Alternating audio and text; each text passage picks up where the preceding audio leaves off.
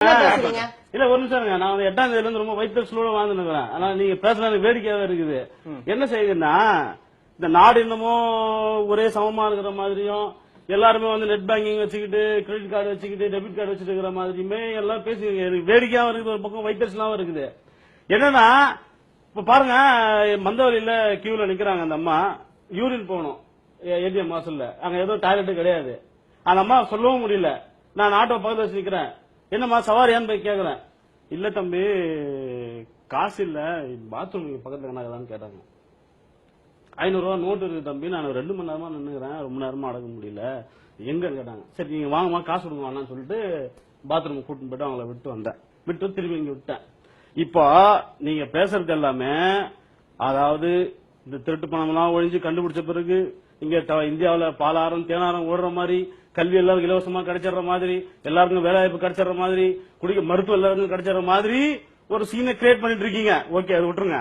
இப்போ அதுதான் கேக்குறேன், நீங்க பாக்குறதுக்கும் அன்றாட மக்கள் இதனால பாதிக்கப்படுறது என்ன பிரச்சனைனா, ஏடிஎம் வாசல்ல நிக்கிறவன் யூரின் போறதுக்கு வழி இல்ல, அழுகிற குழந்தைக்கு பால் வாங்க வழி இல்ல. இதுதான் வித்தியாசம். இதுதான் இந்தியா. நீங்க பேசுற இந்தியா வேற, நாங்க அடித்தடத்தில் இருக்கிற மக்கள் நாங்க பாக்குற இந்தியா வேற.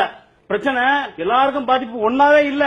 இந்த நாடு தீண்டத்தகாத தேசம், தீண்டத்தகுந்த தேசம்ன்ற மாதிரி சுரண்டப்படுகிறவர்களும் சுரண்டர்களுமாக இருக்கிற தேசமா இருக்குது. முதல்ல நீங்க அதை ஒத்துக்கணும். சமூக நீதி பார்வை இல்லையே இங்க. நீங்க பெண்கள் கிட்ட கேட்டீங்களா? யாருக்கிட்ட இத்தனை டெபிட் பேசுறீங்களா? பெண்களை கூட்டு வந்து அன்றாடம் ஆட்டோ ஓட்டுறாங்க, கீழே வியாபாரம் பண்றாங்க, பூ வியாபாரம் பண்றாங்க, என்னமோ உங்க வீட்டுக்கார அடிக்கிறாரு, என்ன சண்டை நடக்குது, வீட்டுல என்ன குடும்பம் என்ன பணம் கொடுக்குறாரு, என்ன பிரச்சனை பேசணுமா? பெண்கள் கூட்டு பேசணும், பெண்களை கேட்டோமா? இல்லையே.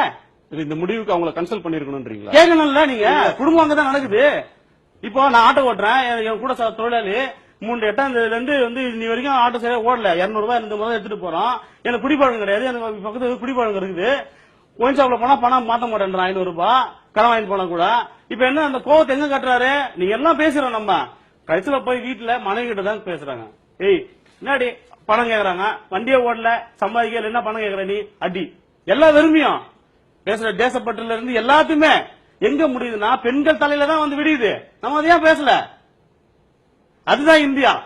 அந்த இந்தியா பத்தி பேசுங்க. தலித்துகள், பழங்குடிகள், கிராமத்துல பத்தி எல்லாம் பேசுங்க. அதுதான் இந்தியா. அதை பத்தி பேசுங்க. அப்புறம் நீங்க கள்ளப்பணம் ஒழிஞ்சா எல்லாருக்கும் தானே நன்மை. அதான் சார் சொல்றேன். நீங்க மறுபடியும் ஏதோ விஜயகாந்த் படம் பாக்குற மாதிரியே நீங்க ஒரு கள்ளப்பணம் ஒழிஞ்சுட்டா எல்லாம் வந்துடும், எல்லாம் இதுதான் ரொம்ப வைத்தியத்தோட வேடிக்கை பார்த்துக்கிறேன். என்னதான் நடக்குது இந்த நாட்டுல, என்னதான் நடக்குதுன்னு பாத்துறேன். பழப்பு விட்டு தான் வந்தேன்.